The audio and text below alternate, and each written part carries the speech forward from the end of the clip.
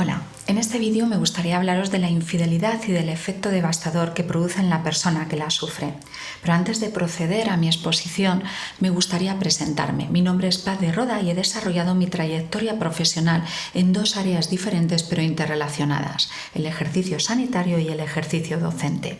Como psicóloga, fundé mi primer centro en el año 2007 y me he especializado en tres temáticas: espectro ansioso, todo aquello que menoscaba, por otra parte, la afectividad humana, como por ejemplo infidelidad, dependencia emocional, ruptura traumática y terapia de pareja, y por último en inteligencia intrapersonal y cómo su adiestramiento produce una mayor expansión personal y profesional.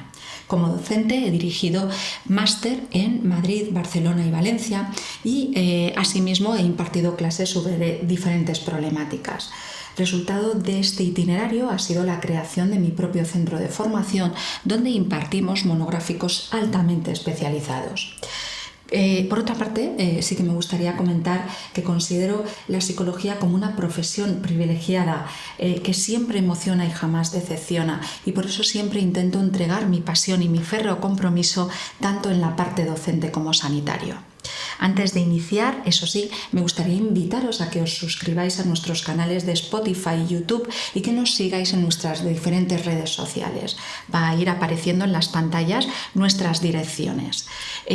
Para nosotros es muy importante, para seguir manteniendo esta labor divulgativa, contar con vuestras opiniones, contar con vuestra presencia. Por lo tanto, os esperamos. Y ahora ya sí, me gustaría comenzar a diseccionar cuáles son los tormentosos síntomas que sufre una persona tras haber vivido una infidelidad. Vayamos allá. Primero, creo que se hace necesario definir qué es la infidelidad. Bueno, pues lo cierto es que delimitar qué es infidelidad se hace muy complejo. ¿Qué es infidelidad? ¿Qué no es infidelidad? ¿Qué está en una línea fronteriza? Es realmente muy variable de unas personas a otras. En consulta he recibido todo tipo de testimonios y he recibido todo tipo de opiniones. Para algunas personas la infidelidad comienza ya simplemente con el hecho de haber fantaseado con otra persona. Para otras personas una infidelidad es cuando se inicia un coqueteo sin haber traspasado ciertas líneas afectivas y o sexuales. Y sin embargo, para otras personas se empieza a hablar de infidelidad cuando realmente se han traspasado esas líneas afectivas y o sexuales. Igualmente, como opiniones recibidas en consulta, he podido escuchar que un beso furtivo no representaría una infidelidad, que tampoco sería una infidelidad si se trata de una noche sexual. También he podido escuchar que no sería representativo como infidelidad si solamente es un flirteo en las redes sociales y no se ha conocido a la otra persona presencialmente. Y finalmente, para otras personas también incluso he llegado a escuchar que no supondría una infidelidad si se producen los momentos inaugurales de la relación, es decir, ese momento de nos estamos conociendo. Mientras que para otras personas todo lo que acabo de mencionar sí sería infidelidad. Por lo tanto, insisto, hay una gran variabilidad entre unas personas y otras a la hora de concebir ciertos actos como fruto de una infidelidad o no es una infidelidad. En cualquier caso, intentando englobar toda esa variabilidad, me gustaría hacer o dar la siguiente definición. Una infidelidad se puede considerar como la transgresión al compromiso explícito o implícito de la exclusividad dentro de una relación. Y ese quebrantamiento puede implicar un contacto de coqueteo, un contacto sexual y o un contacto afectivo. Puede implicar también que se produzca por medios telemáticos o por medios presenciales. Puede ser también que sea una infidelidad con una única persona de largo recorrido, puede ser que haya sido algo esporádico o que se trate de diferentes aventuras pasajeras pero reiteradas. Por otra parte, es cierto que también podría tratarse de infidelidad si se trata de algo planificado, es decir, se busca a otra persona de forma voluntaria y reflexionada o bien de forma espontánea. Y por último, se podría considerar también una infidelidad, tanto si se produce en las etapas iniciales de la relación o cuando la relación está francamente consolidada. En cualquier caso, insisto, lo realmente importante de la infidelidad es que supone una traición a un pacto, supone un incumplimiento a un acuerdo tácito o expreso por parte de una pareja. Si estuviésemos hablando de relaciones abiertas, donde el convenio, donde el acuerdo inicial no es esa exclusividad, no hablaríamos, por tanto, de infidelidad. Incluso en relaciones abiertas, las parejas suelen establecer límites. Bien, continuamos y sí que me gustaría decir, por supuesto, que cuantos más criterios de los anteriormente señalados se enlacen, pues mayor será la debacle para la persona. Si una relación completamente sólida, al vínculo oficial le llega la noticia de que su pareja ha establecido una relación de largo recorrido, es decir, que ha sido prolongada en el tiempo, donde ha habido sexualidad, donde ha habido afectividad, donde además ha habido promesas de continuidad, donde además se ha hablado de abandonar al vínculo oficial y donde se han producido múltiples deslealtades, como por ejemplo no estar presente en la enfermedad de la pareja o vulnerar ciertos espacios que eran simbólicos para esa pareja o regalar ciertos objetos especiales. Obviamente todo esto endurece más el dolor que sufre la persona que ha sufrido esa infidelidad. En cualquier caso, una de las observaciones que he podido hacer en consulta es que para cualquier persona que sufre esa infidelidad, cuando era un acuerdo, insisto, explícito o implícito, siempre va a resultar incomprensible. He podido escuchar comentarios como ¿cómo es posible que por una noche de mera sexualidad haya puesto en peligro todo lo que tenemos? Al contrario, he podido escuchar cómo es posible que sienta amor por esa otra persona que acaba de aparecer cuando yo llevo presente todo este tiempo y me he entregado a esa relación. Por otra parte, he podido escuchar cómo es posible que lleve a cabo una infidelidad en el noviazgo, que es cuando más magia tendría que haber. O bien he podido escuchar lo contrario, cómo es posible que ponga en peligro, que atente contra esta relación donde ya tenemos una unidad familiar, simplemente por un hecho esporádico. Insisto, en cualquier caso, todas estas frases que he podido recopilar de la consulta vienen a decir que la persona, cuando la padece, no puede comprender lo sucedido.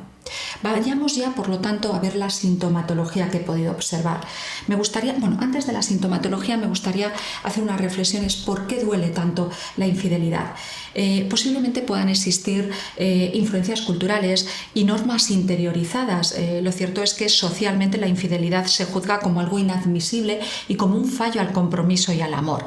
Quizá también puede haber grandes diferencias, hay grandes diferencias entre unas personas y otras. He podido escuchar a personas que manifiestan que una infidelidad sería algo negativo pero superable, no es lo peor que podría pasar dentro de una relación, mientras que he escuchado a otras personas que una infidelidad es algo absolutamente deleznable y absolutamente imperdonable.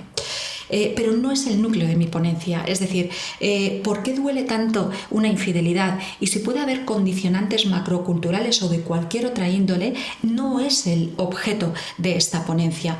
Tampoco es el objeto de esta ponencia las razones que pueden llevar a una persona a cometer esa infidelidad. Quiero centrarme única y exclusivamente en la hecatombe o en la debacle, utilizando dos palabras que ya he mencionado, dentro de la persona que ha sufrido esa infidelidad. Sí que me gustaría también recalcar el hecho de que una persona que sufre, tal y como vamos a ver a continuación, a causa de una infidelidad, no tiene una dependencia emocional de base. Considerar que una persona que sufre tras una infidelidad tiene una dependencia emocional de base es estigmatizarla. Y en muchas ocasiones he podido observar que este nivel de padecimiento que vamos a ver a continuación se desarrolla en personas que han tenido una fuerte autoestima y seguridad en sí mismas, personas que han tenido relaciones sanas y satisfactorias, personas que han tenido una gran estabilidad emocional y personas que han sido plenamente autónomas y funcionales, y aún así desarrollar el siguiente estado que voy a mencionar. Por lo tanto, puede haber una dependencia o no puede haber una dependencia, pero no es una condición sine qua non. Es decir, este dolor se puede tener sin que haya existido, perdonad que sea tan insistente, una dependencia emocional previa. Bien, vayamos ya Ahora sí, a esa sintomatología. Me gustaría hablar primero del nivel cognitivo, ¿no? ¿Qué sucede a nivel de pensamiento? Pues lo primero que sucede en una persona que ha sufrido una infidelidad es un pensamiento completamente corrosivo, obsesivo, rumiativo, un pensamiento invasivo que no puede controlar. El pensamiento atrapa a la persona por mucho que la persona quiera dejar de pensar en la infidelidad. De hecho, en muchas ocasiones el pensamiento es o plenamente consciente o se da un pensamiento satélite. ¿Qué quiero decir con pensamiento satélite? Que cuando la persona está distraída, pongamos por ejemplo que está trabajando, es cierto que a lo mejor el pensamiento no es tan neto, pero siempre le acompaña, gravita a su alrededor. Es decir, la infidelidad y el por qué se ha producido esa infidelidad. Bueno, ahora vamos al contenido del pensamiento. El pensamiento, insisto, es rumiativo, es obsesivo, es invasivo, es persistente, es prácticamente imposible de controlar. ¿Cuál es el contenido? Uno de los contenidos fundamentales de ese pensamiento es la necesidad de conocer.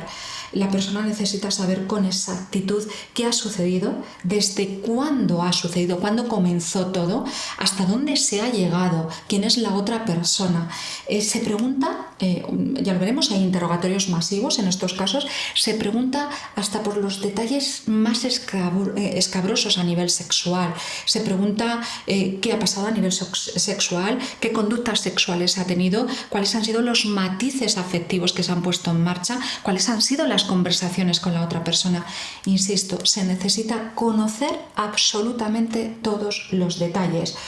Obviamente, eso no reduce el dolor. Cuantos más detalles se conocen, más aumenta el dolor y más aumenta el número de preguntas que surgen. Es decir, cuanto más se pregunta, más nuevas preguntas surgen. Otra cosa es que la persona sea capaz de evitarlo. Pero sí quiero mencionar que esas preguntas suelen producir más obsesión y suelen producir más dolor.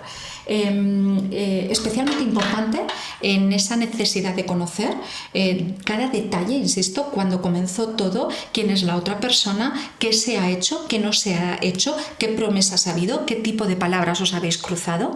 Se hace también especialmente importante saber si ciertas ausencias que tuvo la pareja fueron debidas a las excusas que dio en su momento, por ejemplo un viaje de trabajo, o se debieron realmente a que estaba con la otra persona en esos momentos.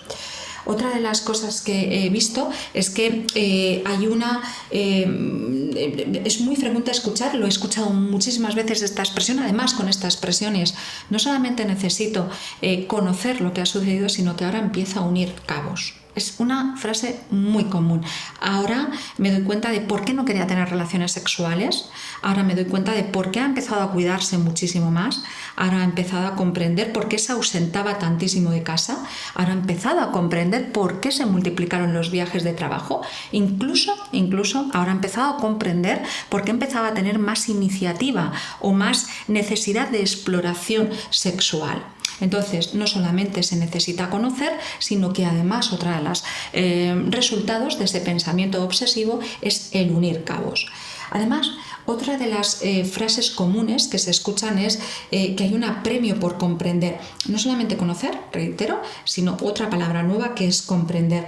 Necesito comprender por qué una persona en la que confiaba de repente ha hecho algo tan sumamente aniquilador. De repente existe un profundo aturdimiento, una profunda perplejidad.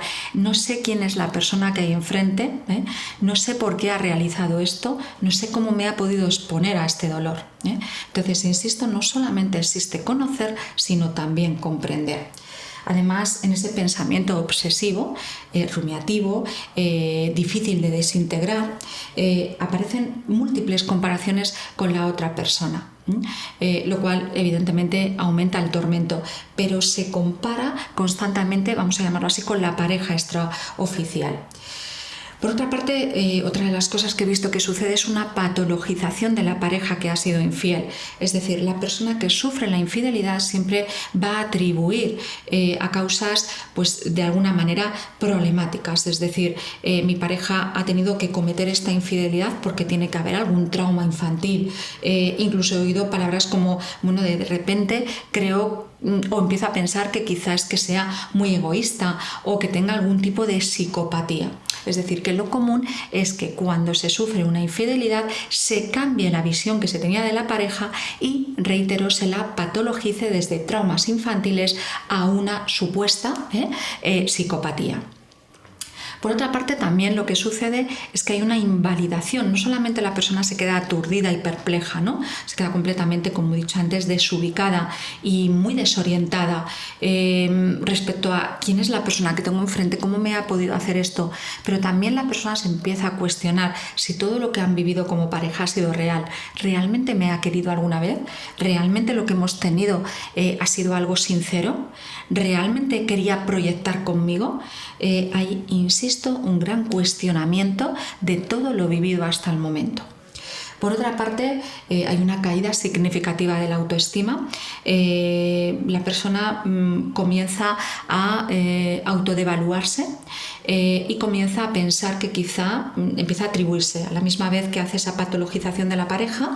En paralelo, aunque pueda parecer contradictorio, yo creo que no lo es, en paralelo empieza a autoinculparse. Y si es que me he dejado, y si es que hemos dejado de tener relaciones sexuales, y si es que he reprochado demasiado, y si no he estado presente con mi pareja y me he dedicado más a otros aspectos de mi vida, entonces ahí siempre esa constante entrelazamiento. Hay la persona constantemente patologiza a la pareja, pero también, insisto, se autoinculpa.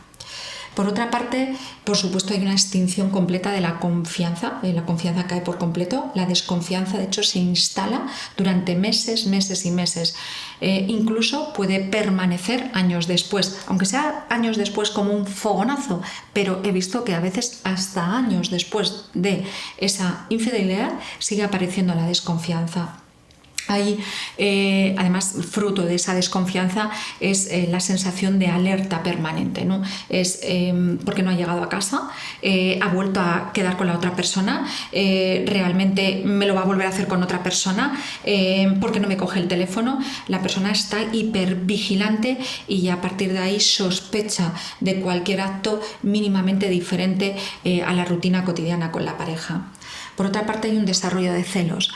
Me gustaría especificar que no todas las personas que tienen celos provienen de una infidelidad, pero sí que he visto que una infidelidad detona prácticamente en la totalidad de las personas que he visto en consulta una conducta de celos.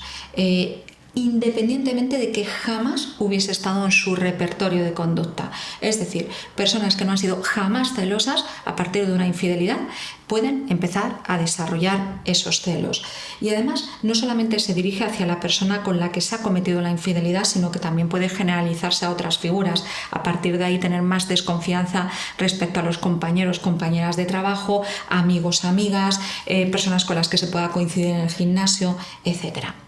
Por supuesto, otro de los aspectos que se desarrolla es una preocupación por la transmisión de enfermedades, hay una preocupación por las enfermedades de transmisión sexual, ¿no? En esa perplejidad o aturdimiento que he dicho anteriormente de cómo una persona en la que confiaba netamente me ha podido hacer algo así, eso incluye el cómo me ha podido poner en riesgo con esas enfermedades o infecciones de transmisión sexual. Por último, otro de los aspectos a nivel cognitivo que he podido observar es que la persona no se perdona el dar continuidad a la relación. Me quiero explicar, aunque sea un tanto controvertido o polémico lo que voy a decir a continuación, pero he escuchado, o es muy habitual escuchar a una persona, yo no perdonaría una infidelidad. Pero la realidad es que cuando lo he visto en consulta, muchísimas personas se inclinan no a perdonar, sino a no poder proceder a la ruptura. Y eso les hace tener una sensación que no lo opino yo, por supuestísimo, pero esa persona siente que está perdiendo la dignidad. ¿Cómo puedo dar continuidad a una relación después de haber vivido esta situación? Cuando yo lo que pensaba es que jamás habría perdonado esa infidelidad. Sí que me gustaría mencionar que es muy difícil romper una relación tras una infidelidad. Como hemos visto, la persona se queda en tal estado de vulnerabilidad, se queda tan absolutamente frágil, con una caída tan ostentosa de la autoestima, con unas emociones tan anárquicas y tan dañinas, que a la persona le cuesta muchísimo poder acometer todos los pasos de una ruptura, el tener que contar lo que ha sucedido a los hijos, si hay hijos, a las familias de origen, a los amigos, tener que llamar a un abogado, tener que empezar a pensar en cerrar las cuentas corrientes, dividir los gastos, vender la casa. Se hace en un estado donde la persona se siente en ese momento tan endeble y tan pequeñita, se hace muy difícil. Por otra parte, además, es ese momento en el que la persona necesita conocer y comprender para darle sentido a lo que ha sucedido. Entonces, y además, muchas veces lo que he escuchado en consultas es que necesitan una reafirmación. Necesito conocer, necesito comprender y necesito escuchar a mi pareja que ha sido un error y que realmente yo soy la persona importante. Entonces, en un momento, insisto, donde la persona está tan hecha añicos, donde necesita conocer, donde necesita comprender, donde necesita reafirmarse, poner en marcha todo un proceso de separación con todos los pasos que conlleva, desde logísticos a jurídicos, se hace tarea que desde luego no es peccata minuta. Por otra parte, a nivel emocional, me gustaría mencionar ese dolor descarnado. Hemos visto angustia, ansiedad, ira, rabia, decepción, confusión, perplejidad, tristeza, indefensión, incertidumbre, incontrolabilidad, desazón, desasosiego. Palabras que nos indican que hay una devastación emocional considerable. Además de todas estas emociones, me gustaría mencionar el hecho de que se produce un intenso odio hacia la otra persona. Otra cosa que también les hace a las personas que han sufrido la infidelidad sentirse pues con esa que vuelvo a mencionar, yo no estoy de acuerdo con ello, pero te dicen he perdido la dignidad, y es que en muchas ocasiones siento mucha más rabia contra la persona, contra la otra persona, que contra mi pareja, que es la persona que de alguna manera me ha fallado. Yo quiero ver aquí como un truco de cerebro, porque es tan habitual, es decir, en todos los casos que he visto con infidelidad sucede. El odio se desplaza hacia la persona con la que se ha sido infiel más que hacia la pareja. Por lo tanto, he intentado buscar una explicación. La explicación que he encontrado es que es un truco de cerebro para no producir una disonancia cognitiva. Es decir, si una persona quiere a otra, el amor no se rompe o no se esfuma de un momento a otro, requiere un proceso. Igual que requiere un proceso amar a alguien, hay un proceso para desenamorarse. Igual que ha costado un proceso crear una vida en común con otra persona, hay también un proceso para destruir esa vida que se ha construido. Entonces, insisto, tanto el amor como el estilo de vida que se ha fabricado con respecto a alguien no puede desaparecer de un momento a otro. Por lo tanto, creo que es un truco de cerebro para no exponer a la persona en ese momento de fragilidad extrema y tener, si sigo queriendo a mi persona, a mi pareja, y no me veo capacitada para romper con mi pareja, es más fácil desplazar el rechazo hacia una persona a la que no conoces y por la que no tienes sentimientos. Espero haberme explicado, pero es, insisto, creo que un método que utiliza el cerebro para mantenerte en una situación que te asusta menos que esa ruptura posterior.